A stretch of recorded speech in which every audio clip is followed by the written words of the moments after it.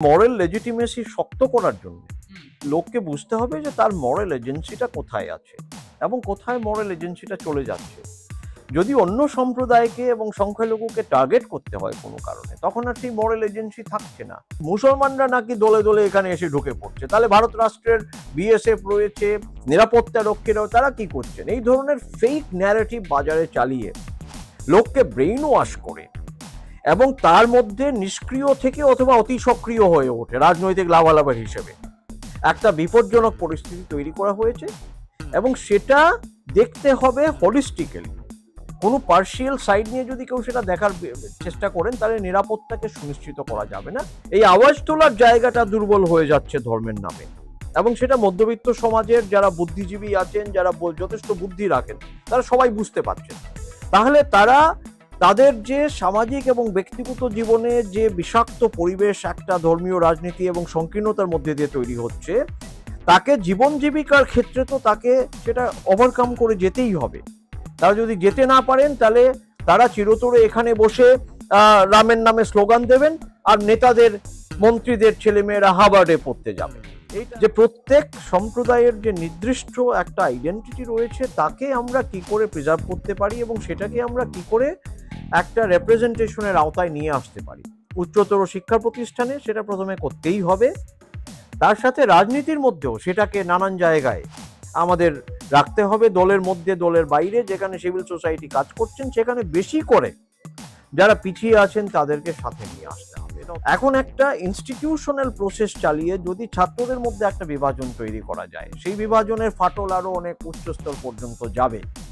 তো সেই কারণে হায়ার এডুকেশনকে ব্যবহার করা, রাজনৈতিকভাবে ব্যবহার করা, আসামেও সেটা করার চেষ্টা হয়েছে, কিন্তু চেষ্টা সফল হয়নি। এজন্য সফল হয়নি কারণ এটা হায়ার এডুকেশনাল ইনস্টিটিউশনে হিন্দুরাও আছেন, মুসলমানরাও আছেন, অসমিয়ারাও আছেন, বাঙালিরাও আছেন, উপজাতি সম্প্রদায়ের লোকেরা রয়েছে। এই যে একটা মিলন মেলা ইউএসটিএম এর মতো বিশ্ববিদ্যালয়ে তৈরি হয়েছে, তার জন্য সেটা হয়ে গেছে একটা মডেল, সম্প্রীতির মডেল। ফলে এই সম্প্রীতির মডেলগুলোকে আমাদের আগে নিয়ে যেতে হবে, সেইভাবেই আমরা ওটাকে কাউন্টার করব সিভিল সোসাইটিকে ধরে।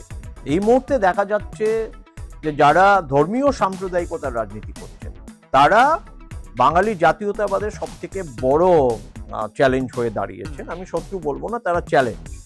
এই চ্যালেঞ্জটা ওভারকাম করতে হবে। বাঙালি জাতীয়তাবাদের মধ্যে যে প্রোগ্রেসিভ দিকগুলো রয়েছে এবং যা করা হচ্ছে সেটা ধর্মের নামে হচ্ছে, সেটা অত্যন্ত বিপজ্জনক। এবং ধর্মের নামে সাম্প্রদায়িক বিভাজন তৈরি করার এই পুরনো কৌশল এবং তাকে রাষ্ট্র ব্যাক করবে এরকম একটা পরিস্থিতি তৈরি করা, এই রাজনীতি মোটেই শুভদায়ক রাজনীতি নয় বাংলার জন্যে, বাঙালির জন্যে। কারণ তার সুযোগটা যারা নেবে, যারা আজকে হিন্দি উর্দু সাম্রাজ্যবাদের মাধ্যমে বাংলাতে আসছে এবং বাংলাকে যারা সম্পূর্ণভাবে বাংলাও বলতে পারছে না, বাঙ্গাল বাঙ্গাল বলে চালাচ্ছে, তারা এই সুযোগটা নেবে। ডাকাত সেজে নিজেদেরকে হিন্দু সাজিয়ে কিছু মুসলমান ডাকাত তারা ডাকাতি করতে বেরিয়েছেন হিন্দু সাজিয়ে।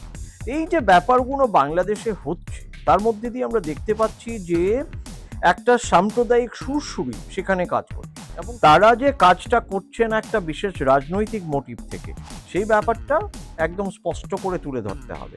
কারণ কাউকে মেরে দেওয়া ধর্মের নামে সেটা কোনো মতেই গ্রহণযোগ্য হতে পারে না। আইনের ক্ষেত্রে, রাজনৈতিক নীতির ক্ষেত্রে, কোনো ক্ষেত্রেই গ্রহণযোগ্য হতে পারে না।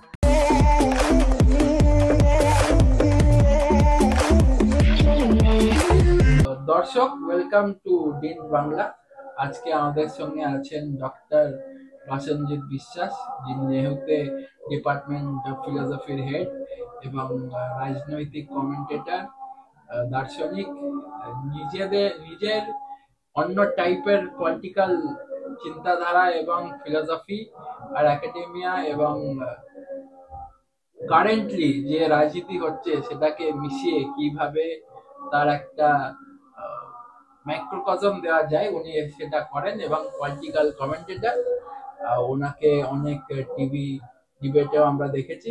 কুকিদের হয়ে এখন উনি কথা বলেন, তার আগে বাঙালির হয়ে উনি কথা বলেন এবং আসামে বাঙালির একটা প্রতীক বলা যেতে পারে। তো ওয়েলকাম প্রসেনজিৎ বাবু। আপনাকে অশেষ ধন্যবাদ ডিওয়াইএনটিতে আমাকে এই সাক্ষাৎকার গ্রহণ করার জন্যে। আবিদ বাবু, আপনি আমার অতি স্নেহধন্য এবং প্রিয় পাত্র।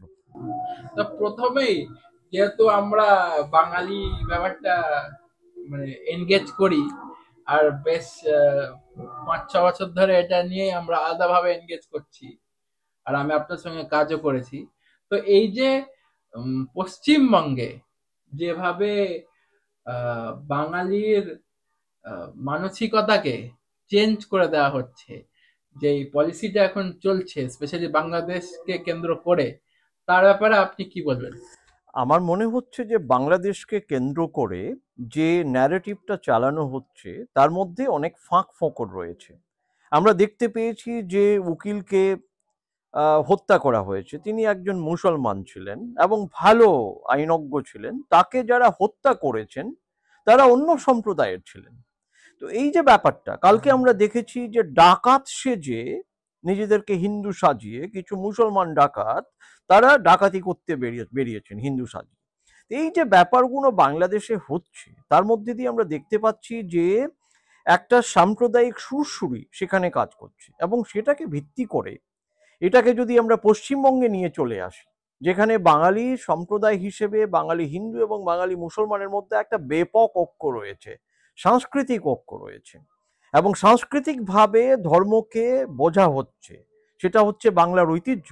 আমরা মেদিনীপুরে দেখেছি যারা পটুয়ারা আছেন তারা পটের গান করেন এবং রাধা কৃষ্ণের গান করছেন তারা। আমরা সেভাবে হিন্দুদের মধ্যে দেখেছি, নাথ সম্প্রদায়ের মধ্যে দেখেছি যে যে আল্লাহ তিনি বিষ্ণু, তিনি নারায়ণ, এরকম গান বাংলার সম্প্রদায়ের মধ্যে রয়েছে।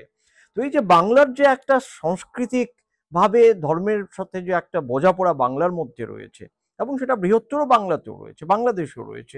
বাংলাদেশে আমরা জানি একই সাথে বৌদ্ধ ধর্ম, ইসলাম এবং হিন্দু ধর্ম বিকশিত হয়েছে।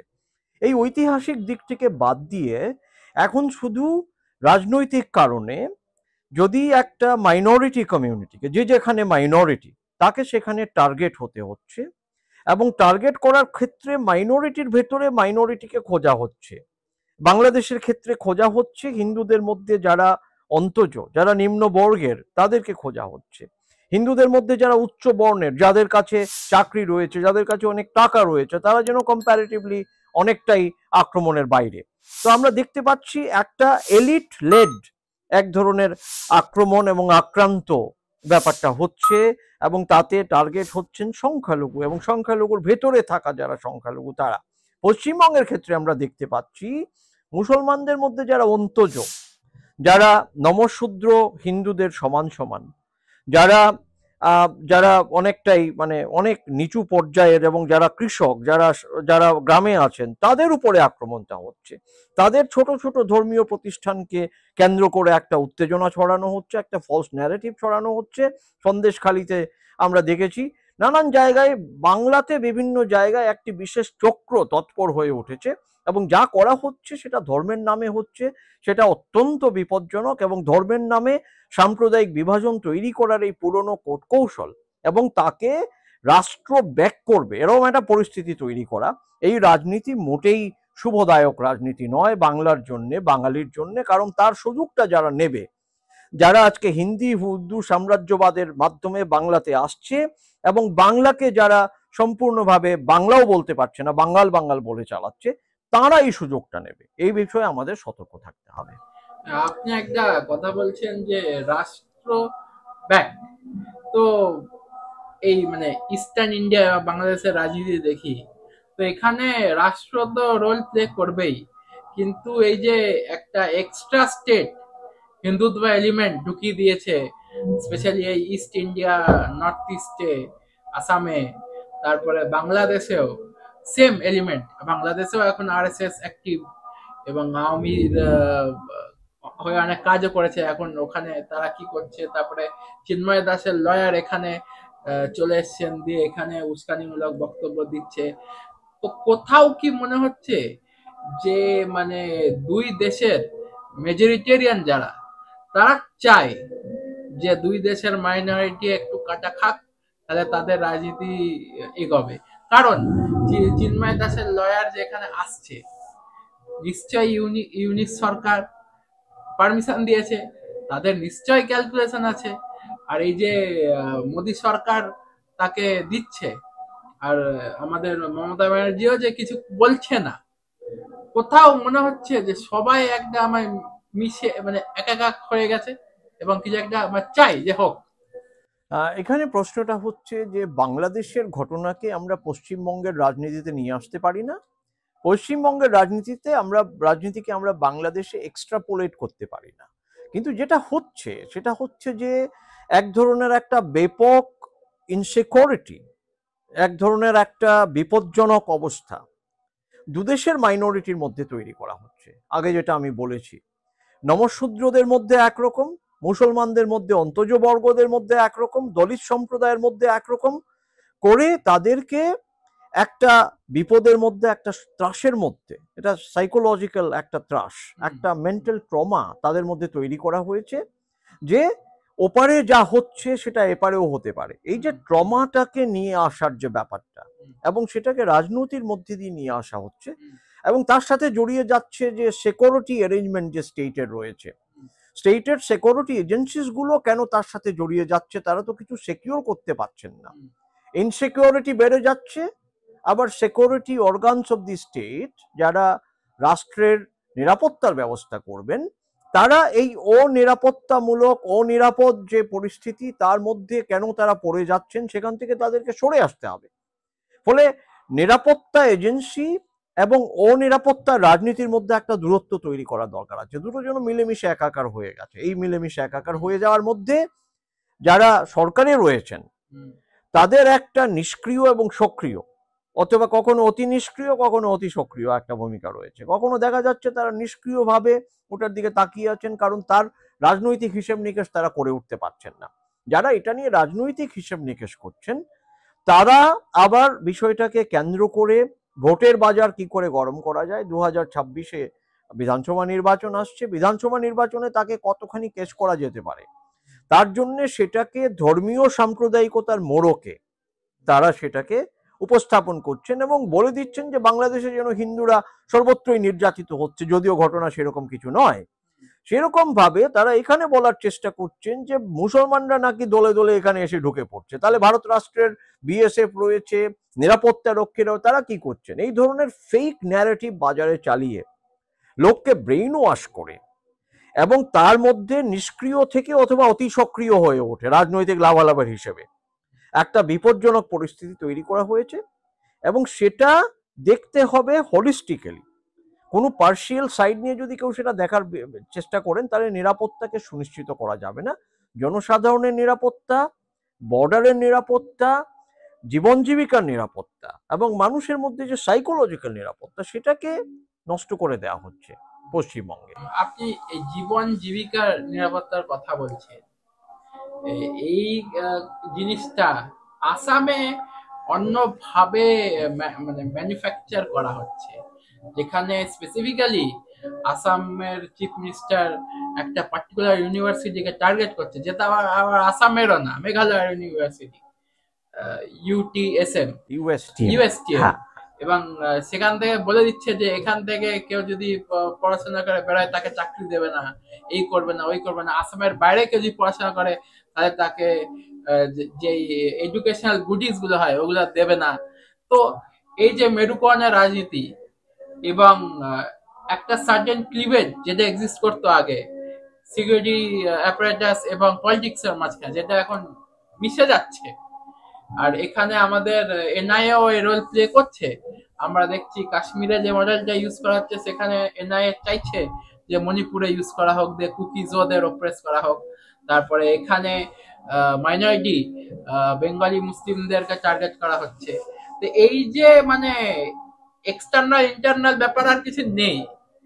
তো এই যে প্যারাসোশ্যাল আইডেন্টিটি চেঞ্জ হয়ে যাচ্ছে, এটা আপনি মানে কিভাবে এটা কাউন্টার করবেন আর আপনি কি বার্তা দিতে চান? দুটো প্রশ্ন এখানে রয়েছে। কাউন্টার করার অর্থ হচ্ছে যে আমরা আবার আমাদের যে সিভিল সোসাইটিস গ্রুপগুলো রয়েছে যেখানে আমরা হিন্দু, মুসলমান, বৌদ্ধ, জৈন এবং সমস্ত শুভবুদ্ধি সম্পন্ন মানুষকে আমরা এক জায়গায় করব। এবং এক জায়গায় করার দুটো জায়গা রয়েছে। একটা হচ্ছে সংস্কৃতির দিক। সংস্কৃতির দিক থেকে বাংলা সংস্কৃতিতে, বাংলা সাহিত্যে হিন্দু মুসলমান দুপক্ষেরই যে অবদান রয়েছে, এমনকি স্বাধীনতা সংগ্রামে দুপক্ষের যে অবদান রয়েছে, এই কথাগুলোকে তুলে ধরতে হবে। এই কথাগুলোকে সম্পূর্ণ সরিয়ে দিয়ে গীতা পাঠ অথবা ধর্মীয় লাইনে যে কথাগুলো হচ্ছে জায়গায় জায়গায় কোরআন পাঠ, শরীয়তের চর্চা হচ্ছে। এই যে ধর্মর সাথে সামাজিক সম্পর্ককে মিশিয়ে ফেলা, ধর্মকে এমনভাবে ব্যবহার করা যে সাহিত্য সংস্কৃতির মধ্যে যে দুপক্ষের সমান একটা অবদান রয়েছে তাকে সম্পূর্ণভাবে নষ্ট করে দেওয়া, এইটাই জীবন জীবিকার একটা সংকট সৃষ্টি করছে। এবং সেটা অনেক ক্ষেত্রে হায়ার এডুকেশনের ভেতরে চলে আসছে। আমরা দেখছি আলিয়া মাদ্রাসায়, আলিয়া বিশ্ববিদ্যালয়ে যে ধরনের ছাত্ররা যাচ্ছেন, তারা প্রেসিডেন্সি বিশ্ববিদ্যালয়ে যেতে পারছেন না। এই যে ছাত্রদের মধ্যেও একটা দূরত্ব তৈরি করা হচ্ছে, সেটা বাংলার সংস্কৃতি নয়। বাংলার সংস্কৃতি নয় এজন্য বলছি যে ছাত্রদের মধ্যে সেরকম কোনো দূরত্ব নেই। এখন একটা ইনস্টিটিউশনাল প্রসেস চালিয়ে যদি ছাত্রদের মধ্যে একটা বিভাজন তৈরি করা যায়, সেই বিভাজনের ফাটল আরো অনেক উচ্চস্তর পর্যন্ত যাবে। তো সেই কারণে হায়ার এডুকেশনকে ব্যবহার করা, রাজনৈতিক ভাবে ব্যবহার করা, আসামেও সেটা করার চেষ্টা হয়েছে, কিন্তু চেষ্টা সফল হয়নি। এজন্য সফল হয়নি কারণ এটা হায়ার এডুকেশনাল ইনস্টিটিউশনে হিন্দুরাও আছেন, মুসলমানরাও আছেন, অসমিয়ারাও আছেন, বাঙালিরাও আছেন, উপজাতি সম্প্রদায়ের লোকেরা রয়েছেন। এই যে একটা মিলন মেলা ইউএসটিএম এর মতো বিশ্ববিদ্যালয়ে তৈরি হয়েছে, তার জন্য সেটা হয়ে গেছে একটা মডেল, সম্প্রীতির মডেল। ফলে এই সম্প্রীতির মডেলগুলোকে আমাদের আগে নিয়ে যেতে হবে, সেইভাবেই আমরা ওটাকে কাউন্টার করব সিভিল সোসাইটিকে ধরে। এখন দ্বিতীয় যে প্রশ্ন হচ্ছে, এটাকে ইমিডিয়েটলি রেসিস্ট করার জন্য আমাদের সাংস্কৃতিক যে ব্যাখ্যা ধর্মের, সেই ব্যাখ্যার দিকে যেতে হবে। ধর্মীয় ব্যাখ্যা থেকে সরে গিয়ে সাংস্কৃতিক, সামাজিক, অর্থনৈতিক ব্যাখ্যার দিকে আমাদের যেতে হবে। এবং যখন আমি অর্থনৈতিক ব্যাখ্যা বলছি, তখন বলতে চাইবো যে কৃষিকে ভিত্তি করে, কৃষি উৎপাদনকে ভিত্তি করে যে ব্যাপক একটা সাম্প্রদায়িক সম্প্রীতি রয়েছে, একটা সহযোগিতা রয়েছে বিভিন্ন সম্প্রদায়ের মধ্যে, যার ভিত্তিতে কৃষকরা বেঁচে আছেন। এবং আপনারা সবাই জানেন আসাম এবং পশ্চিমবঙ্গের স্টেট ডোমেস্টিক ইনকামের প্রায় 65% কৃষি উৎপাদিত পণ্য এবং কৃষির সাথে জড়িত যারা শ্রমিক তাদের থেকে আসছে।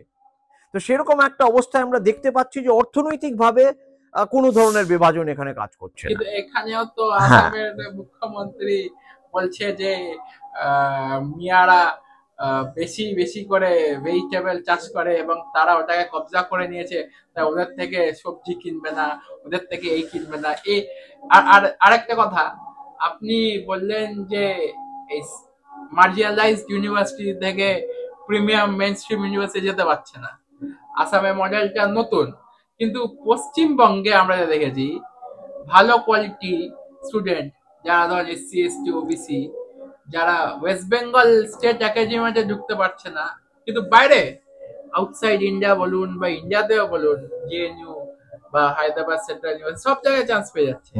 এই যে কালচারাল ক্যাপিটালের যে পলিটিক্সটা চলছে আসাম আর পশ্চিমবঙ্গের মধ্যে, আর অনেকটা সেম হয়ে যাচ্ছে। কোথাও মনে হচ্ছে যে মানে আমরা ভিজিবল ফাঁসিবাদকে যেমন করছি, কাউন্টার করছি, ক্রিটিসাইজ করছি, বা যে ইনভিজিবল ফাঁসিবাদ যেটা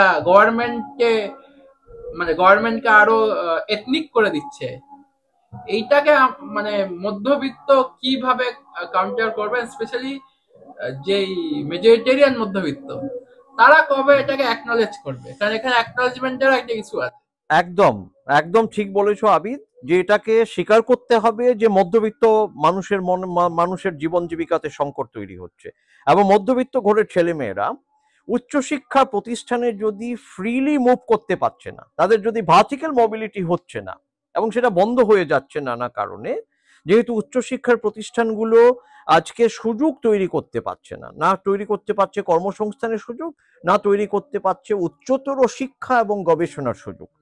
তো এই সুযোগগুলোকে বাঁচিয়ে রাখতে হবে এবং আরো বেশি করে তৈরি করতে হবে। তার জন্য মধ্যবিত্ত সমাজকে এক জায়গায় হয়ে জোরালো আওয়াজ তুলতে হবে।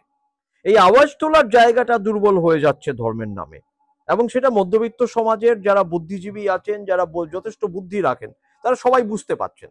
তাহলে তারা তাদের যে সামাজিক এবং ব্যক্তিগত জীবনে যে বিষাক্ত পরিবেশ একটা ধর্মীয় রাজনীতি এবং সংকীর্ণতার মধ্যে দিয়ে তৈরি হচ্ছে, তাকে জীবন জীবিকার ক্ষেত্রে তো তাকে সেটা ওভারকাম করে যেতেই হবে। তারা যদি যেতে না পারেন, তাহলে তারা চিরতরে এখানে বসে রামের নামে স্লোগান দেবেন, আর নেতাদের, মন্ত্রীদের ছেলেমেয়েরা হার্ভার্ডে পড়তে যাবে। এটা দেখা যাচ্ছে সরাসরি। তো এইটা থেকে মধ্যবিত্ত সমাজকে বেরিয়ে আসতে হবে, নিজের উন্নতির জন্য তাদেরকে ধর্মীয় সাম্প্রদায়িকতা থেকে বেরিয়ে আসতে হবে। না, কোথাও আপনি এটাকে ধর্ম বলছেন, আমার মনে হয় না এটা ধর্মীয় ব্যাপার। কারণ শিডিউল কাস্ট আর ওবিসির বেশিরভাগ লোকই তো হিন্দু সম্প্রদায়ে পড়ে। সেই ক্যাটাগরির লোককেই যাদবপুর ইউনিভার্সিটিতে নট ফাউন্ড সুটেবল করে দেয়, পিএইচডি সে চান্স পাচ্ছে না।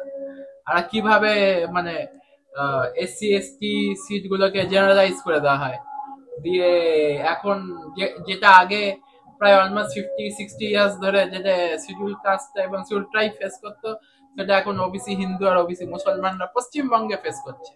বাট এটা মানে রিফ্লেক্ট তো হচ্ছেই না, অন্য টাইপের রাজনীতি শুরু হয়ে গেছে, ইনক্লুডিং আমরা যাদবপুর ইউনিভার্সিটি দেখেছি, যেখানে সাম্যর নামে ঈদের সময় হিন্দু মুসলিম সব মিলেমিশে ইফতারি করছে, কিন্তু যখন মোবিলিটির কোয়েশ্চেন আসছে তখন যাদবপুরের ভেতরে কিন্তু এগুলো নিয়ে কোনো প্রতিবাদ হচ্ছে না। অতএব এই জায়গাগুলো কি করে আপনি প্রোগ্রেসিভদের ধরিয়ে দেবেন? এইটা ধরাতে হবে এজন্যে যে প্রত্যেককে মনে রাখতে হবে যে আমরা কাকে সুযোগ দিতে যাচ্ছি। আমাদের প্রথম সুযোগ দিতে হবে যারা পিছিয়ে আছেন কোনো না কোনো ভাবে, এবং যারা সুযোগ চাইছেন তাদের জন্য যদি সুযোগ সৃষ্টি না করে তাদেরকে আমরা উচ্চতর শিক্ষা থেকে বঞ্চিত করে দেই। যে পিএইচডি করতে চাইছে তাকে আমি জায়গা দিতে পারছি না, পরিস্থিতি যদি সেই রকম দাঁড়িয়ে যায় তাহলে বিশ্ববিদ্যালয়ের মান এবং মাপকাঠি দুটোই নিচে নেমে যাবে। আমরা যত বেশি সংখ্যক ট্যালেন্টকে সন্নিবেশিত করতে পারবো এবং বিভিন্ন সমাজের বিভিন্ন অংশ থেকে তারা যত বেশি উঠে আসবেন তত বেশি ট্যালেন্টের চর্চা বাড়বে। সেটা যদি বন্ধ হয়ে যায় এবং ট্যালেন্ট যদি একপক্ষীয় হয়ে যায়, কোনো একটা বিশেষ বর্গের মধ্যে সেটা সীমাবদ্ধ হয়ে যায়, তাহলে সেই ট্যালেন্ট কখনোই ভার্টিক্যাল মোবিলিটি তৈরি করতে পারবে না, নিজের জন্য করতে পারবে না, অন্যের জন্য করতে পারবে। সেটা হবে বিশ্ববিদ্যালয়ের একটা অতি স্লো ডেথের পর্যায়ে সেটা চলে যাবে। তো আমার ইচ্ছে যে আসাম এবং পশ্চিমবঙ্গের রাজ্য সরকার শাসিত বিশ্ববিদ্যালয়গুলোতে বেশি করে ট্যালেন্টের চর্চা হোক, বেশি করে সমাজের নিম্নবর্গীয় লোকেদের স্থান দেওয়ার একটা ব্যবস্থা করা হোক, এবং তার জন্য সরকারি স্তরে পলিসি নির্ধারণ করার জন্য মধ্যবিত্ত লোকদেরকে এগিয়ে আসতে হবে এবং এই কথাটা তুলতে হবে এবং সংখ্যা পরিসংখ্যান দিয়ে দেখাতে হবে যে পিএইচডিতে কোন বর্গ থেকে কতজন চান্স পেয়েছে এবং কোথায় বঞ্চনাটা হচ্ছে এবং কি করে সেটা কাটানো যায়। আপনি এই একটা পয়েন্ট বলছেন বারবার যে ট্যালেন্ট আর ডেমোক্রেসি দুটোকে মেনটেন করতে হবে, কিন্তু বাঙালি গ্লোবালি যে জায়গাগুলোতে এখন আছে সব জায়গাতেই এটা নেই, ডেমোক্রেসি নেই। আসামেও নেই, পশ্চিমবঙ্গেও নেই, বাংলাদেশেও নেই। কিন্তু বাংলাদেশে আমরা একটা জিনিস দেখি যে comparatively inclusion of minorities in government and education is better compared to governments of Assam and West Bengal. তো ওই দিক দিয়ে দেখতে গেলে এই যে লার্জার কোয়েশ্চেন অফ ডেমোক্রেসি, এইটার সাথে বাঙালির একটা সম্পর্ক আছে, বাট এই মেটা ন্যারেটিভের খেলায় ঢুকে গিয়ে হ্যাঁ এই যে বিজেপিকে আটকাতে হবে তাই বলে এখন চুপ করে যাও, কিছু বলো না, বা আসামের ক্ষেত্রে অ্যাসামিজ জাতীয়তাবাদীরা যে ভুলগুলো করেছে সেগুলো বলো না, কারণ তাদেরকে দিয়ে আমরা হিন্দু জাতীয়তাবাদ কাটবো বা রুখে দেব। এই জায়গায় আপনি মাইনরিটিদের কি বলবেন? কারণ বাংলাদেশের মাইনরিটিরাও এটা ফেস করেছে, তারা নিজেদের কথা যখনই বলতে গেছে তখন বাংলাদেশের মুসলমানরা বলেছে এখানে কোনো মাইনরিটি মেজরিটি বলে কিছু নেই, সবাই আমরা এক, কিন্তু আমরা তো এক না। হ্যাঁ, এই যে মানে সামাজিকভাবে নিজেদের অবস্থান যে আলাদা এবং সামাজিকভাবে আমাদের মধ্যে ঐক্য এবং ঐক্যের সাথে প্রত্যেকের সম্পূর্ণভাবে স্পেসিফিক পরিচয় রয়েছে, এই দুটোকে আমাদের একই সাথে একটা ব্যালেন্সের মধ্যে নিয়ে আসতে হবে। এইটা হচ্ছে গণতন্ত্রের মূল কথা। এখন ইউনূস সাহেব সেটা করতে পারছেন না। ইউনূস সাহেব বারবার ইনক্লুশনের কথা বলছেন, দেখাচ্ছেন পরিসংখ্যান দিয়ে যে কত হিন্দু বাংলাদেশে চাকরি করছে, কিন্তু হিন্দুদের সাথে মুসলমান মানুষের যে মানসিক দূরত্বটা তৈরি হয়েছে এবং যে দূরত্বের একটা প্রভাব আমরা দেখতে পাচ্ছি যে সামাজিক স্তরে গিয়ে ঐক্যটাকে বজায় রাখা যাচ্ছে না। হুম, যদিও অনেক ক্ষেত্রে একজন এক কমিউনিটি অন্য কমিউনিটির পাশে দাঁড়িয়েছেন, যখনই একটা সংকট দেখা দিয়েছে তখন দেখা গেছে বহু লোক পাশে দাঁড়িয়েছেন পাশাপাশি। তো পশ্চিমবঙ্গ এবং আসামের ক্ষেত্রেও সংকটের মোকাবেলা সেইভাবেই হয়, বহু লোক পাশে দাঁড়ান, এখনো দাঁড়ান। কিন্তু মূল প্রশ্নটা যেটা হচ্ছে যে প্রত্যেক সম্প্রদায়ের যে নির্দিষ্ট একটা আইডেন্টিটি রয়েছে তাকে আমরা কি করে প্রিজার্ভ করতে পারি এবং সেটাকে আমরা কি করে একটা রেপ্রেজেন্টেশনের আওতায় নিয়ে আসতে পারি। উচ্চতর শিক্ষা প্রতিষ্ঠানে সেটা প্রথমে করতেই হবে, তার সাথে রাজনীতির মধ্যেও সেটাকে নানান জায়গায় আমাদের রাখতে হবে, দলের মধ্যে দলের বাইরে যেখানে সিভিল সোসাইটি কাজ করছেন সেখানে বেশি করে যারা পিছিয়ে আছেন তাদেরকে সাথে নিয়ে আসতে হবে। 2021 সালে আওয়ামী লীগের আন্ডারে হ্যাঁ, যখন হিন্দুদের ওপর অত্যাচার বেড়ে গেছিল, হ্যাঁ, সেটার কাউন্টারে, যদিও না বলা উচিত নয় এভাবে, হ্যাঁ, কাউন্টারে আমরা দেখেছি ত্রিপুরাতে প্রায় 30টার বেশি মসজিদ জ্বালানো হয়েছে, ওখানে ভায়োলেন্স হয়েছে, হ্যাঁ, 2-3টে বেঙ্গলি মুসলিমকে খুন করে দেওয়া হয়েছে। বাট এইটা আবার আপনি যে কথাটা বলেন মাইনরিটি উইদিন মাইনরিটি, তো মাইনরিটিরাও কিন্তু এই কথাটা তেমন তোলেনি, আর ভারতের মেজরিটি তো ছেড়েই দিল।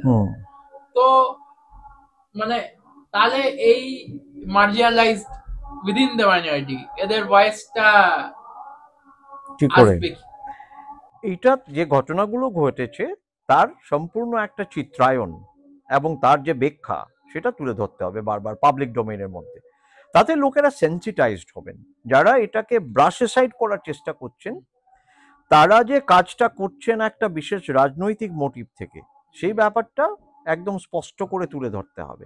কারণ কাউকে মেরে দেওয়া ধর্মের নামে সেটা কোনো মতেই গ্রহণযোগ্য হতে পারে না, আইনের ক্ষেত্রে, রাজনৈতিক নীতির ক্ষেত্রে, কোনো ক্ষেত্রেই গ্রহণযোগ্য হতে পারে না। এখন যদি কোথাও কোনো একটা সমস্যার সমাধান করতে হয় তার একটা প্রসেস প্রক্রিয়া রয়েছে, সেটা ফলো করা হোক। কিন্তু হিংসার পথ ধরে খুনোখুনির রাস্তায় এবং সাম্প্রদায়িকভাবে রক্ত ঝরানোর যে খেলা, সেই খেলা সম্পূর্ণভাবে বন্ধ করতে হবে। এটা অত্যন্ত গুরুত্বপূর্ণ হয়ে দাঁড়িয়েছে সুশীল সমাজের জন্য। আচ্ছা, আপনি তো কুকিদের হয়ে প্রকাশ্যে কথা বলেছেন, কিন্তু কুকিদের ইস্যুটা সেইভাবে আমরা কিন্তু পশ্চিমবঙ্গে অত বড় হতে দেখছি না। বাইরে আউটসাইড পশ্চিমবঙ্গ মেটা নেগেটিভ ভারতেও তেমন এটা ইম্পর্টেন্স পাচ্ছে না। তো আপনি কিছু বার্তা দিতে চাইবেন যারা বাঙালি শ্রোতা আছে? যারা বাঙালিরা আছেন এখানে তাদেরকে বুঝতে হবে যে মণিপুরের যে একটা অত্যন্ত ডেলিকেট এথনিক সিচুয়েশন, সেটা শুধু মণিপুরে নয়, সর্বভারতীয় ক্ষেত্রেও পশ্চিমবঙ্গেও এথনিক সিচুয়েশন অত্যন্ত ডেলিকেট। আজকে যদি আমরা উত্তরবঙ্গের দিকে তাকাই, তো এই ডেলিকেট এথনিক সিচুয়েশনকে হ্যান্ডেল করতে হবে যারা সরকারে আছেন তাদেরকে। তারা যদি সেই ডেলিকেসিটা না বোঝে সেখানে একটা ফাটল তৈরি করে দেন এবং তার মধ্যে দিয়ে একটা দ্বন্দ্ব এবং বিভাজন চলতেই থাকে, তাহলে তার পরিণতি যারা রাজ্য সরকারে বসে সরকার চালাচ্ছেন, যারা নিজেদেরকে প্রভুত্ববাদী প্রভু মনে করছেন, তাদের জন্য ভালো হবে না, তাদের জন্য ওটা খারাপই হবে। যারা মার খেয়েছেন সংখ্যালঘু সম্প্রদায়, তারা তো মার সহ্য করে নিয়েছেন। কিন্তু যারা যে সমস্ত অসৎ এবং অশুভ শক্তি এই ধরনের খুনোখুনির রাজনীতিতে বিশ্বাসী, তারা কিন্তু একটা মেজরিটি সমাজের বেশি ক্ষতি করলেন এটা করে, কারণ মেজরিটি সমাজের যে মরাল লেজিটিমেসি ছিল সেটা অনেকটাই তাতে খর্ব হয়ে যায়। এটা আপনি খুব দারুণ কথা বলছেন, মোরাল লেজিটিমেসি। এখানে আমি একটা কন্ট্রোভার্সিয়াল ইস্যু নিশ্চয়ই, তৈরি করব। হ্যাঁ, সেটা হচ্ছে এই যে সেকুলার কমিউনাল বাইনারি যে রাজনীতি আমরা দেখি, একে তো সেকুলার কমিউনাল বাইনারি রাজনীতি কি করে হবে যদি আপনার খুনোখুনি না হয়, যদি ধর্মীয় দাঙ্গা না হয়, তাহলে যারা সেকুলার বলে তারা নিজেদের কি করে সেকুলার দেখাবে? কারণ আলটিমেটলি যেটা হচ্ছে ভারতে বাংলাদেশে, সিকিউরিটি কোয়েশ্চেন অফ মাইনরিটি, এটাকে কেন্দ্র করেই সেকুলার কমিউনাল রাজনীতি, তার বাইরে কিন্তু না। গভর্নমেন্টের কথাটা ইনক্লুসিভ হলো বা তার ইকোনমিক জাস্টিস হলো কিনা সেটার দিকে তো আমরা কোনো সেকুলার পার্টিকেই আজ অব্দি বলতে দেখিনি। আর যারা বলে বামপন্থী যারা, তারাও তো এখন ইজি ওয়ে আউটেই চলে যাচ্ছে। তো এই দিকে দাঁড়িয়ে আমরা দেখছি যে ইন্ডিয়ান সেকুলার ফান্ড বলে একটা পার্টি আছে, তারা একই দিনে 3টে প্রোগ্রাম নেয়, কর্মসূচি নেয়, মণিপুর হাউসেও যায়, ইউপি হাউস হয়ে যায় এবং বাংলাদেশ হাই কমিশন যায় এবং তারা সাউথ এশিয়ার সব মাইনরিটির হয়ে কথা বলে। কিন্তু আহ, এই অ্যাক্টিভিটি করতে গিয়ে তারা বাধা ফেস করে, তারপরে অ্যাক্টিভিটি হয়ে যায়। আহ, তারপরেও কিন্তু সেরকম ট্রাকশন তাদেরকে মেইন স্ট্রিমে দেওয়া হয় না। তাহলে এই আমাদের দেশের যে হিন্দু মেজরিটি, তার মাইন্ডসেটকে আপনি চেঞ্জ করবেন কি করে? আপনি বলছেন যে মোরাল লেজিটিমেসি তার আছে, না এসে ওই জায়গাটা তৈরি করে দিচ্ছে যে মানে আপনাদের আপনাদের ভারতীয় আগে হতে হবে, কিন্তু সেই জায়গা তো কেউই মানে আসতে দিচ্ছে না। না না, এটা অত্যন্ত গ্রহণযোগ্য একটা অবস্থান আইএসএফ যে অবস্থানটা হ্যাঁ, নিয়েছেন, হ্যাঁ, এবং মরাল লেজিটিমেসি শক্ত করার জন্য হুম, লোককে বুঝতে হবে যে তার মরাল এজেন্সিটা কোথায় আছে এবং কোথায় মরাল এজেন্সিটা চলে যাচ্ছে। যদি অন্য সম্প্রদায়কে এবং সংখ্যালঘুকে টার্গেট করতে হয় কোনো কারণে, তখন আর সেই মরাল এজেন্সি থাকছে না। তখন তাদের অবস্থা হয়ে যাচ্ছে যে আমরা এমন একটা কুকর্ম করতে বাধ্য হচ্ছি, সেই কুকর্ম করে আমরা সংখ্যা গুরু হয়ে বসে আছি এবং আমরা ক্ষমতায় আছি। তো এই ধরনের সংখ্যা গুরুত্বের যে ধারণা, এই ধারণাটার মধ্যে কোনো মরাল এজেন্সি নেই। মরাল এজেন্সিটাকে রাখার জন্য ভিকটিম তৈরি করলে চলবে না। ভিকটিম যাতে তৈরি না হয় তার জন্য রাজনীতি করতে হবে। সেখানে সেকুলার রাজনীতিরও বড় ভূমিকা রয়েছে, এবং যারা আজকে কমিউনালিস্ট হয়ে যাচ্ছেন তাদেরকেও এটা বুঝতে হবে যে কমিউনাল রাজনীতি করে তারা সম্প্রদায়গুলোকে এক জায়গায় রাখতে পারবেন না। সম্প্রদায়গুলোকে তারা অ্যাকচুয়ালি কেটে দিচ্ছেন এবং বেটে দিচ্ছেন, দুটোই করে দিচ্ছেন। এবং এতে এর ফলে কি হচ্ছে, এর ফলে একটা অনৈতিকভাবে সংখ্যা গুরুত্বের ধারণা তৈরি হচ্ছে। এটা অনৈতিক সংখ্যা গুরুত্বের ধারণা। এই ধারণার মধ্যেও আমরা দেখতে পাবো যে যারা অন্তজ বর্গের লোক আছেন তারা তাদেরকে সেখানে ইনক্লুড করা হচ্ছে না। ফলে কোনোভাবেই এই রাজনীতি গ্রহণযোগ্য নয়। তো লাস্ট কোয়েশ্চেন, আপনি বাঙালিদেরকে কি বার্তা দেবেন যারা রাজনৈতিক ফিল্ডে বাঙালিদের হয়ে কাজ করে বা বাঙালিদের অভ্যন্তরীণ ইস্যু নিয়ে কথা বলে হ্যাঁ, বা চাই যে সম্প্রীতি টিকে থাকুক, বাঙালি জাতীয়তাবাদ টিকে থাকুক বা বাংলা জাতীয়বাদ যাই বলেন না কেন, যেভাবেই বলি না কেন, তাদেরকে আপনি কি বার্তা দেবেন? তাদেরকে প্রথমে চিনতে হবে যে তাদের শত্রু কারা। এই মুহূর্তে দেখা যাচ্ছে যে যারা ধর্মীয় সাম্প্রদায়িকতার রাজনীতি করছেন তারা বাঙালি জাতীয়তাবাদের সব থেকে বড় চ্যালেঞ্জ হয়ে দাঁড়িয়েছেন। আমি শত্রু বলবো না, তারা চ্যালেঞ্জ। এই চ্যালেঞ্জটা ওভারকাম করতে হবে বাঙালি জাতীয়তাবাদের মধ্যে যে প্রোগ্রেসিভ দিকগুলো রয়েছে। যেমন একটা বড় প্রোগ্রেসিভ দিক হচ্ছে মুসলমান বাঙালিরা বাংলা সাহিত্যে, বাংলা সঙ্গীতে, বাংলার সাংস্কৃতিক পরিমণ্ডলে যতখানি তারা অবদান জুগিয়েছেন, স্বাধীনতা সংগ্রামে যতখানি অবদান জুগিয়েছেন, তাকে পুরো যেন চেপে দেওয়া হচ্ছে, এবং এই চেপে দেওয়ার মধ্যে এক ধরনের সংখ্যা গুরুত্বের রাজনীতি কাজ করছে। অতএব জাতীয়তাবাদীদের এই সংখ্যা গুরুত্বের রাজনীতি থেকে সরে এসে তাদেরকে, যারা মাইনরিটি আছেন তাদের রেপ্রেজেন্টেশন সুনিশ্চিত করতে হবে আবার। তবেই এই সংখ্যা গুরুত্বের যে ভুল ধারণা এবং একটা ফেক আইডিয়া, সেখান থেকে বের করে বাংলার যে চিরায়ত ঐতিহ্য, সংস্কৃতি, সাহিত্য, সঙ্গীত, বাংলার যে সাংস্কৃতিক সংস্কৃতি, সেটাকে তুলে ধরাটা হচ্ছে আমাদের সব থেকে বড় কাজ। এবং এটাই হিন্দু জাতীয়তাবাদী অথবা মুসলিম সংকীর্ণতাবাদী দুপক্ষকে আটকানোর প্রধান অস্ত্র হিসেবে কাজ করবে, যে কাজটা বাঙালি জাতীয়তাবাদকে করতে হবে। অসমীয়া জাতীয়তাবাদের ক্ষেত্রে আমরা দেখতে পেয়েছি যে সংখ্যালঘুকে আলাদা করার যে রাজনীতি, যে রাজনীতির ফলে আজকে দেখা যাচ্ছে যে এক ধরনের হিন্দু মেজরিটারিয়ানিজম আসামে গ্রো করে গেছে, যেটার থেকে অসমীয়া জাতীয়তাবাদীরাও নিজেকে বাঁচাতে পারছেন না।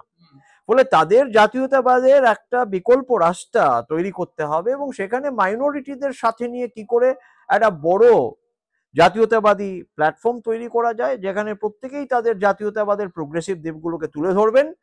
সেই ধরনের রাজনীতির কাজ যেটা অল আসাম স্টুডেন্টস ইউনিয়ন কিছুটা করেছেন নেশো তৈরি করার মধ্যে দিয়ে, সেই প্রক্রিয়াটাকে আরো এগিয়ে নিয়ে যেতে হবে। না, এটা আপনি বলছে জায়গা খুব মানে মুচকি ভাই বললেন যে অসমীয়া জাতীয়তাবাদরা এখন হিন্দুত্বের প্রকটে পড়ে চাপ ফিল করছে। তবে এটা যে ভারতীয় জাতীয়তাবাদের দিয়ে কেন যাচ্ছি না আমরা? আর ভারতীয় সংবিধান, কনস্টিটিউশনাল ডেমোক্রেসি এবং রাইটস, এই জায়গায় মানে আমরা কোন দিকে যাব। কারণ আমরা যখন কাজ করছিলাম বেঙ্গলির অধিকার নিয়ে, তখন কিন্তু আমরা একটা কনস্টিটিউশনাল ল্যাঙ্গুয়েজ ইউজ করেছিলাম, যেটা আবার হারিয়ে গেছে। তো এই কনস্টিটিউশনাল ল্যাঙ্গুয়েজকে কি করে ধরবে আমাদের লোক, ওই স্পেশালি বেঙ্গলিরা? হ্যাঁ, ওই বাংলার ক্ষেত্রে দেখা যাচ্ছে যে এই যে মাসুল সমীকরণের নীতি ছিল 60s 70s, যার জন্য পশ্চিমবঙ্গের সমস্ত রেভিনিউ একপক্ষীয়ভাবে কেন্দ্রের হাতে চলে যেত এবং যা যেত তার এক এক এক অষ্টমাংশ পশ্চিমবঙ্গে ফিরে আসতো। আজকে জিএসটি এবং নতুন করে যে রেভিনিউ ডিস্ট্রিবিউশনের যে পদ্ধতি সরকার নিয়েছে, সেখানে পশ্চিমবঙ্গের যে কন্ট্রিবিউশন, সেই কন্ট্রিবিউশনটা পশ্চিমবঙ্গকে ফেরত নিয়ে আসতে হবে এবং তার জন্য আওয়াজ তুলতে হবে। তার জন্য আমাদের আঞ্চলিক রাজনীতির মধ্যে নিজেদের সত্তাকে খুঁজে বের করতে হবে। আঞ্চলিক রাজনীতির সঙ্গে সোকল ভারতীয় রাজনীতির একটা পার্থক্য হয়ে যায়, কারণ ভারতীয় রাজনীতির অর্থ হয়ে যায় একটা কেন্দ্রীভূত রাষ্ট্রীয় ব্যবস্থার সাথে জুড়ে থাকা রাজনীতি। যে রাজনীতি আমরা দেখেছি আমাদের শ্রদ্ধেয় প্রধানমন্ত্রী মনমোহন সিং এর মরদেহ নিয়ে যে রাজনীতি হলো, তাকে নিগমবোধ গাছে তাকে সৎকার করা হলো, কিন্তু তার জন্য কোনো মেমোরিয়ালের জায়গা এখনো তৈরি করা হয়নি। তো এই যে একটা কেন্দ্রীভূত রাজনীতির মধ্যে দিয়ে আঞ্চলিক রাজনীতি এবং যা করা উচিত সেটা বারবার চাপা পড়ে যায় এবং মূল সমস্যাটা হচ্ছে তার অর্থনৈতিক এবং জীবন জীবিকার দিকটা। আজকে বাংলাতে যে নতুন খনি আবিষ্কার হয়েছে দেউচা পাচামিতে, দেউচা পাচামির খনি বাংলার সরকারকে রান করতে হবে, যাতে বাংলায় ভূমিপুত্র যারা আছেন তারা সেখানে কাজবাজ করতে পারেন। বাংলার গঙ্গার উত্তরাঞ্চলে দেখা যাচ্ছে শিল্পতে যারা কাজ করছেন তারা কেউ বাংলার ভূমিপুত্র নয়।